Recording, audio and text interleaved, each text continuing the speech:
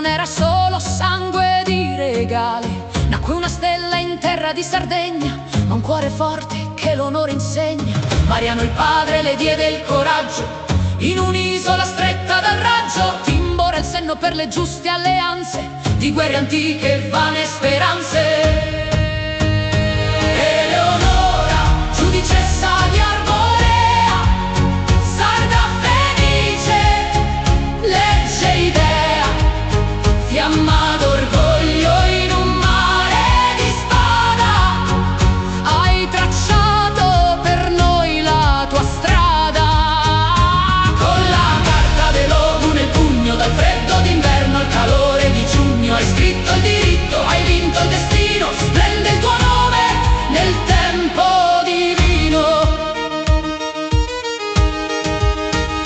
Contro l'Aragona levasti lo scudo, il tuo sguardo era fermo ma nudo. Per Brancaleone prigioniero e lontano, guidavi l'esercito con mano di piano. Difendesti le donne dal vile sopruso, il diritto sardo non fu mai confuso. Sancendo pene per chi non ha onore, portavi giustizia, portavi valore. 10 parti di legge e sapienza, un popolo unito nella tua presenza. Dalle selve ai commerci al pane quotidiano, sotto il cielo d'Oristano. Sulle scogliere dove il vento si scaglia, non solo il ferro della battaglia proteggi il volo del falco sovrano, ma la bellezza nel palmo della mano. Hai visto il tempo farsi tempesta, ma finché un sardo rialza la testa, tra le mura di Oristano e i graniti, i tuoi decreti rimangono scolpiti.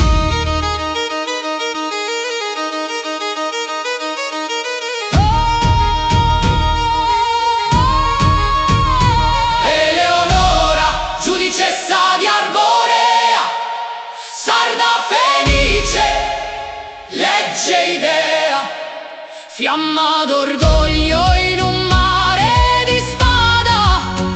Hai tracciato per noi la tua strada, con la carta dei logu nel pugno, dal freddo d'inverno al calore di giugno. Hai scritto il diritto, hai vinto il destino, splende il tuo nome